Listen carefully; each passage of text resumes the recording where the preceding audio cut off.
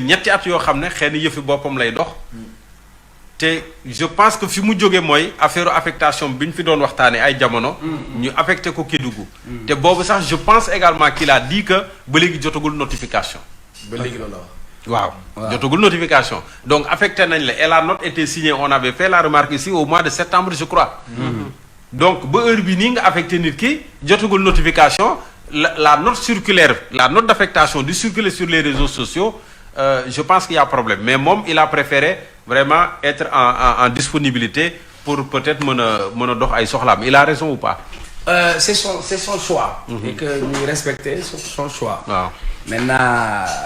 mais li mu def tam yoon may na ko ko. yoon may na ko voilà. mais quand même c'est discutable aussi. ça dépend rek parce que man bu le passé bi ñu ci waxee dama ne la ñun ñëpp dañu jàpp ni première injustice mooy ñu bañ a am cette équité sociale et cette équité territoriale. qui fait que Sénégalais fu ñu la mën a yóbbu nga nekk dans d'excellentes conditions de travail et de performance. loolu mooy tax mën ko gisee noonu mais bu fekkee ni ku ñu bëgg a xoxatal wala ñu néewal la doole wala nekkuloo ci ligne de conduite bi nga xam ni bëgg nañ nga dox ci wala nga wax ci ñu jël la yëllax la. et moi c'était mon interprétation parce que je considère que. su fekkoon Guy Marius Sagna nekkul activiste wala dérangé wul régime peut-être dañ koy affecté ci bureau bu nooy mais fee ñu ko yóbbu il se trouve que sax service bi sax n'est pas fonctionnel le service n'était même pas fonctionnel donc du coup am na sax ñu ne est-ce que bu fa demee dinañ wax ci affaire ressources humaines yeneen organisation yi nan la ñuy def parce que Guy yóbbu nga ko Kédougou ça aurait permis de mettre les projecteurs sur Kédougou. Maintenant c'est un homme qui est assez responsable qui a pris sa décision de la disponibilité. pour ñetti at. disponibilité nag ki koy laaj mooy ki nekk fonction publique. boo ko ce sera peut-être une disponibilité sans solde. voilà disponibilité dafa am ay règles. boo jëlee disponibilité sa salaire dañ koy suspendre. yenn cotisation yi nga war a am dañ koy suspendre. yenn avantages yi nga war a am dañ koy suspendre. loolu mooy dafa am ci lu ma nekk wala dama war a tukki wala dama war a yëngu ci lii ba li ma nekk jot mayuma may dem foofu. ma laaj disponibilité maintenant lu tax mu laaj disponibilité ak contexte bii nga xam ne nous sommes en 2022 ça veut dire que fii ba bu fi nekk. loolu c'est son choix.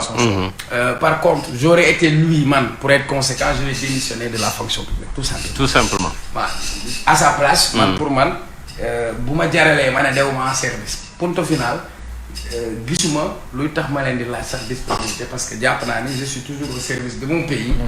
et que je demande ma laaj démission ngeen dem ngeen tàggali ko ma dem ngeen dem punto final. maintenant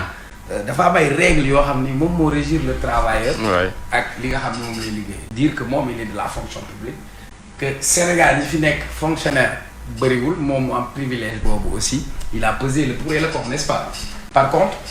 pour man il doit être au service du Sénégal fu ñu la mën a woo. war nga faa mën a dem. ok et comme c'est son choix. dañ koy nangu dañ koy respecter dañ koy respecter. choix boobu par contre bu lii amee kii la koy da ngay laajte. boo laajtee nag mën nañ la accepter comme mën nañ la bañ la accepter. maintenant pour ñu accepter la ministre de la fonction publique moom moo koy accordé. mais il faut que le ministère du tutelle c'est-à-dire le ministre de la santé. et de l'action sociale. de toute façon que Guy Marius Sagna bu coole amoon ñu bëri xamuñu ci yan la nekk mais c'est un travailleur social. et aujourd'hui au-delà même du social dafa am fu ma dem ñu laaj ma kan moo si doon man lañ secrétaire ñu laaj ma pour lan man leen parce qu'il a été un médecin génn dans une famille bourgeoise mais bi ñuy dem ci hôpital yi ni mu confronter la pauvreté ni mu confronter les injustices sociales loolu moo sonné si moom benn déclic je crois qu'il est au service de son pays et que Sénégalais nawloo nañ ko ci loolu qu'il soit dans la fonction publique ou pas dans la fonction publique il pourra toujours continuer à servir Bokar c'est peut-être pour Guy xëy na moom it comme yoon moo may kilifaam mu affecté ko moom également il use de ce même règlement de cette même charte pour peut-être moom également mu mën a peut-être sori tuuti mu mën a doxi ay soxlaam bu dee mën naa ko waxee noonu. waaw bon xam nga rek y a des choix de vie. nit ki moom son choix comme ni ko Cheikh Omar waxee da ngay respecter choix wu nit ki. après nag boo nekkee un personnage public aussi moo tax tey ñu mën a wax ci moom. parce que dafa naa li ñu war a mën a wax ci Sénégal bari. parce que bëri na ñu affecté également. voilà jeex na yàgg nañu affecté nit kenn mosu fi toog di ko wax. donc suñuy wax ci moom c'est parce que aussi c'est par rapport à son engagement. am na lu muy représenter ci dëkk bi. il a fait beaucoup de sacrifices am na lu mu daj. et loolu aussi chaque fois dañ koy encourager ci côté mooy mu gën a impliqué wu man dama naan li muy def politique la. na ko dëggal. na jéem a fexe nan lay doonee un député et cetera jéem a mener une carrière politique. parce que aussi il y a plusieurs formes de faire de la politique. te li ñuy def nii ñun dañu soxla loolu en fait ci pour suñu équilibre social. il faut ñuy dem ci yoon fekk nag lépp li ngay def ci yoon nga koy teg parce que. bogo beeg yenu jaay doole yenu yóbbu tëj et cetera yooyu mi ngi mën a jeex si kaw aussi ngay def loo xam ne yoon moo la koy permettre. parce que toppee nañ ko yu bëri ci wàllu yoon ak ay liberté provisoire yoo xam ne lay tardel waaw c'est mais loolu moo tax man je me posais même la question par rapport à son travail c'est-à-dire bu fekkoon dañ koy noter ci liggéeyam est-ce que mi ngi liggéey correctement est-ce que boobu ba léegi par rapport ak emprisonnement yi mu am ça se passait comment contrat am nan la demee salaire am ça se passe comment loolu moom moo ko mën a wax mais décision bu mu jël pour ne peut-être dafay laaj disponibilité boobu pour 3 ans c'est son droit bu fekkee jox nañ ko baax na suñ ko joxul après choix nit ki mooy choisir soit damay démissionner soit dinaa dem defi suma liggéey foofu ak nu mu peut-être qu'il a bien posé le pour et le contre et fële aussi ça aurait pu être un défi nga ñëw fekk fu dara nekkul nga def fa dara gis nga su boobaa di nga liggéey loo xam ne xam nga nit des fois dina jéem a sanctionner parce que da ngay jàpp ne lu ñu mënti ko wax sanction parce que aussi mënoo jël nit yóbbu ko foo xam c'est pas opérationnel defe naa boo demee bay affecté nit war nga am toutes les informations yu fa nekk mais foo xam ne bu ñu ko fotaa da ngay foog ne mooy loolu ay film kii lañ fay tourner film horreur yooyu parce que y a rien du tout et aussi man je me pose la question ci localité yooyu ñi fa nekk ay responsable qu'est-ce qu'ils ont fait waaw lan la ñuy liggéey foofu parce que mënoo aussi foo xam ne dañuy wax ni des acteurs sociaux ñoo fa war a nekk di liggéey ba pare mu mel noonu c'est-à-dire ay cas sociaux yoo xam ne ils doivent travailler dans le social loolu nan la mën a nekkee pour nga dimbali nit ki il faut nga tane ko il faut nga nekk ci condition yu baax un acteur social dañ ko wax rek jox les moyens yu koy permettre muy dem ci population yi di waxtaan ak ñoom di leen jàppale donc moom tey c'est un choix de vie man pour man nekku sax loo xam ne war nañ ci mën a discuter mais sur l'activiste kooku moom mën nañ ko jox sunu xalaat mooy que ni man je le vois plus loin mooy li muy def ni baax na mais dama jàpp ne daal il peut faire plus mooy mu engagé wu définitivement loolu nag dafa am décision la boo xam c'est par rapport ak liggéeyam bu nekkoon député sax dina ko gën a protéger mais bu baax dina am benn immunité dina am aussi benn légitimité ak benn légitimité jeex na ba pare combat yi su boobaa parce que ñun on a besoin assemblée ñun dañoo soxla gis nga man des fois député yi nga xam ne dañu jàpp ne duñ fa dem les absentéistes là parce que jàpp nañ buñ fa demee dañuy xuloo wala dañuy jàppante ñooñu des fois da nga leen di mere sax da ko war a jar parce que loolu moo tax ñu teg leen. mais vous voyez ce Guy là faire de la politique.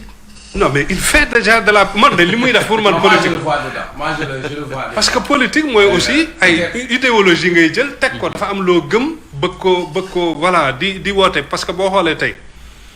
lépp li nga xam ne parti politique yi fi nekk ñuy wax c'est des partis radicaux et cetera ñu ngi mëne combat yooyu il est dedans il les côtoie dafay ànd ak ñoom du ànd ak côté pouvoir bi mooy que ne déjà am na fu mu féete am na choix boppam jeex am na kaawam bopp loolu nag da nga koy dëggal c'est tout ce que je dis mais non moi bu ñu ko yéenee du daal je l'avais interrogé sur cette question man dama wax sax ma ne leen à mon avis ce serait bien que élection législative ñu am cette diversité pourquoi pas ñoom ñu xool nu ñuy defee seen liste boobu wala ñu xool ku ñu àndal bi ñu ko laajee par rapport ak local yi mu ne ça ne l'intéressait pas parce qu'il a Ziguinchor et cetera mais dafa ne li Cheikh Omar wax bëri na ñu koy wax donc ça veut dire que exclure ko beneen bi pour moi c'est un acteur politique parce que tous les combats qu'il mène c'est des combats pour la transformation sociale et les combats pour la transformation sociale c'est des combats politiques. Ok peut-être Fatou Abdou également Guy a choisi de faire de Dakar son terrain de jeu favori parce que bu demee fële Kédougou peut-être qu'il aurait pu avoir un défi peut-être réaliser dara mais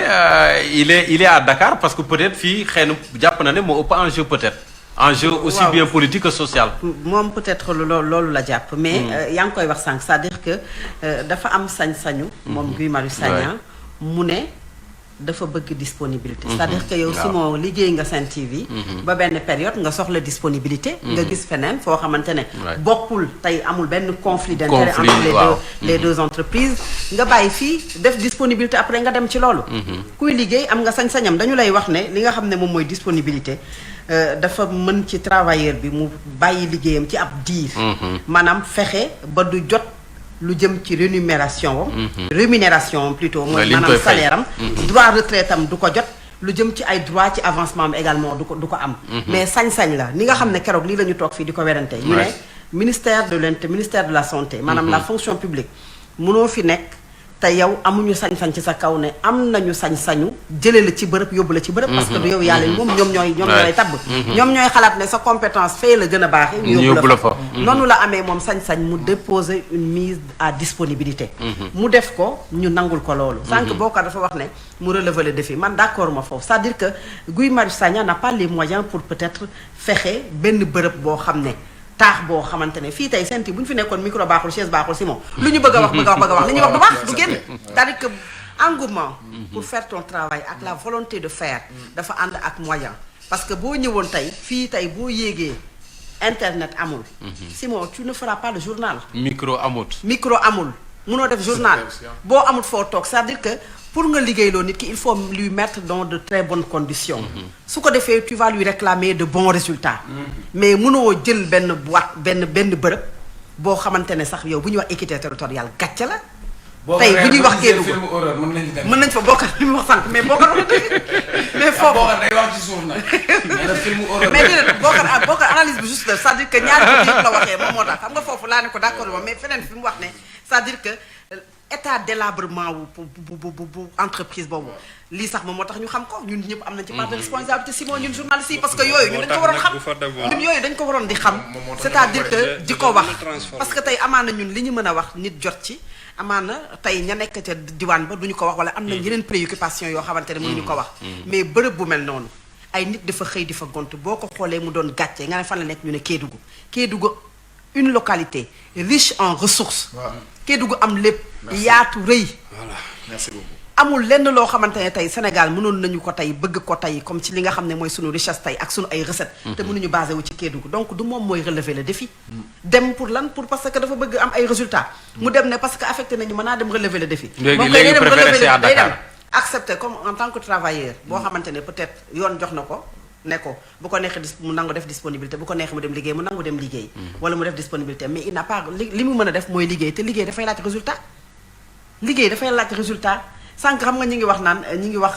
lan mooy différence entre politicien ak activiste man dama jàpp ne am na différence même si c'est un peu nuancé parce que le politicien il milite l'activiste s'indigne ñoom ñaar bokkuñu c'est-à-dire que kii dafay far léegi nag dafa jaxasoo maanaam même journaliste biy wax quand tu prends peut-être une position qui est contre la position du pouvoir mais tu es un opposant quand tu prends une position boo xam ne position pouvoir bi la mais pouvoir yi si dañ lay def alors que warul nekk noonu le journaliste est le quatrième pouvoir dafa war a xool li nga xamante ne mi ngi ñëw ci askan wi war a dal ci kaw askan wi mu am le courage wax ko moo tax ñu lay jàngal genre journalistique yëpp da nga koy jàng interview jàng commentaire jàng analyse lu ci nekk nga am sañ-sañu wax ko ak sa liberté mais nga yam ci li nga xamante ne mooy sax li ñuy wax naan le commentaire est libre les faits sont sacrés c'est-à-dire nga yam foofu journal am sañ-sañ boobu activiste bi noonu la amee sañ-sañ li muy def c'est son rôle d'activisme man d'accord ma boog ñu bëgg ko jaxase Guy Marius Sagna organisation Frapp France Dégage ak politique la personne de Guy bu ko neexee mu xaar ba élection jóg mu dem seet ku ko neex mu ànd ak moom mais li muy défendre ban politicien moo ko défendre mooy ban politicien yi nga xam te ne dañoo am seen ay sièges am xaalis bu ñu fayee mën a def conférence de presse seen ay sièges yu mu rëy ba bëgg a dee te bu boobaa duñu xola te bu boobaa duñu fay benn hôtel wala ñu dem fenn foo xam ne dañu fay am peut-être 50% parce que am nañ les moyens pour fay ko ñu kaasal les travailleurs de Sen'Eau de la Sénélec ñu kaasal askan wi nga xamante ne les factures d'eau sont très salées te mënuñu jot ci ndox kaasal na waa des médias kaasal des médias jamono joo xamante ne les politiques dañu ñëw kese pour ñëw taxaw ak Simon. ne ko ñu ngi massawu après jeex na. Castle foncier. Il a fait le déplacement. Il est venu fini. Dans l'histoire, il n'y a pas eu d'activistes qui sont devenus politiciens et qui sont devenus présidents. Peut-être donc man xam nga je parle du présent. xam nga nit bu mais nettali. non man kay la frontière est assez tenue. man mënu ma nettali géntam. c'est-à-dire que man mënu ma nettali géntam. fu Sénégal ni wuyaa yooyu. mu taxaw moom mooy njëkk a taxaw. mu taxaw c'est-à-dire que foofu laa wax barki dem média il a fait le déplacement ñëw ànd ak ay organisation jiite ko ñëw défendre le groupe des médias ak ñeneen ñoo xamante ne daf leen di défendre tey ci seen ay liggéeykat yoo xamante ne tey fii la ñu def fii benn jour benn débat sur le syndicalisme ndax les syndicats dañu perdre li nga xam ne mooy seen lustre d'antan tout simplement parce que on ne les voit plus dans les combats on voit que Guy Marius Sagna ak ñi nga xamante ne ñoom la àndal léegi nag kooku nga xamante ne nag moom activisme lay def c'est un activiste mais d'habitude et dans presque tous les pays mais activistes yi duñ juboo ak pouvoir parce que ki teen xam nu ko Wolof di waxee ki aj bëggul kuy teen c'est-à-dire que bu fekkee ne parce que nguur moo mel noonu lu jóg da ngay jàpp ne critique la parce que li nga yor faaw ñu wax ci tey bu ñuy wax sax tey entre Macky Sall le président de la République ak Ousmane Sonko ak Bougane Gueye ak Pape Diop da ngay sentir que ne on parle plus sur le président Macky Sall parce que ñun moom la ñu am ay comptes yu ñu koy laaj moom moo war a rendre compte la population sénégalaise ñëlee ay leaders politiques lañu yi aspirer à devenir président de la République à diriger le Sénégal li ñu leen mën a wax bokkul ak li ñu mën a wax kee donc le pouvoir tout le temps day jàppee activiste bi dans tous les pays da ngay gis ay activistes yoo xam ne dañu leen di génne Kémi Séba ñaata yoon nañu ko génne mu dem ci ay dëkk parce que lan li muy défendre bokkul ak réew ba li muy défendre moo tax du ñu mën a juboo léegi nag ki nga xamante ne tout le temps dafay jël sa contre-pied tout le temps dafay xeex kooku pour nga am occasion boo xam ne yow yaa mën a signer mën a xaatim pour yóbbu ko fu sori mais da nga koy def c'est-à-dire que guerre la boo xamante ne ñoom ñaar la entre l'activiste Guy Marius Sagna ak ñi nga xam ne ñoom ñoo ko affecté nanguwu ko c'est dans son droit ñi ko affecté aussi seen droit la ñu nekk affecté ko bu fekkoon ne rek yam nañu ci ñu bañ a politiser l'administration publique fii ci Sénégal bon en attendant peut-être de savoir ndax requêtam boobu sa demande sera agréée on verra mais peut-être je reviens à la question moom il pense peut-être qu'il est beaucoup plus utile à Dakar en tout cas ci combat citoyen bi mu ne ces combats citoyens qu'il engage peut-être qu'il est beaucoup plus utile à Dakar que ailleurs. mais Simon soo déglu tey point de presse bi. parce que man je l'ai suivi avec intérêt tey topp naa ko mu jeex ba xam lu muy bëgg a wax. mais boo suivee tey li mu wax na ko si ay waxam li nga wax nii parce que nee na Dakar mooy nekk attraction si li nga xam mooy échéance yi am. nee na Dakar dañ ko bëgg a xañ. parce que lii xew yu bëri bu génnee Dakar il peut être en dehors des projecteurs wax na ko nii la waxee dafa ne Dakar mooy nekk attraction bi dafa ne Dakar parce que Macky Sall si boppam parce que tudd na turam dafa ne Macky Sall da ko bëgg leen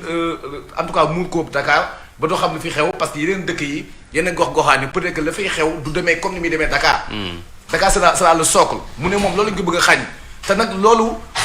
li Fatou wax Omar wax ko muy est-ce que moom il a fait le pour et le contre il l'a même dit dans son discours wax na même que j'ai fait le pour et le contre mooy moom il a préféré être résistant il a utilisé même le mot résistance dafa ne fi mu toll nii moom Guy Marius Sagna xam na ne dëkk bi fi mu toll ak fokk Macky Sall bëgg a yóbbu ak fokk nguuru Macky Sall bëgg a yóbbu résistance moom la woote. mu ne nag dama def li nga xam ne pour bi peser li nga xamante ne mooy conséquences yi yëpp wax nañ ko wax na waxi njaboot wax na ay njabootam wax na ay soxnaam wax na ne ay xale yu ndaw dinañ génn àdduna ay soxna dinañ génn àdduna mu ne am na ñoo xam ne ñu ngi si mbedd bi di tàll seen loxo pour mën a am lu dundee am na ay xale yu tàll si mbedd taxu si mbedd amuñu lu ñu yóbbu seen kër amuñu ñu jàngee mu ne samay doom aussi gënuñu ñooñu sama soxna aussi gënuñu ñooñu waaye dafa toll foo xamante ne il va falloir que mu bàyyi loolu yëpp pour mën a résister ak li xew kon c'est un choix pour revenir à ce que Cheikh Omar wax c'est un choix qu'il a fait léegi nag choix bi mu def mooy moom dafa ne dafay def mise en disponibilité pour l'instant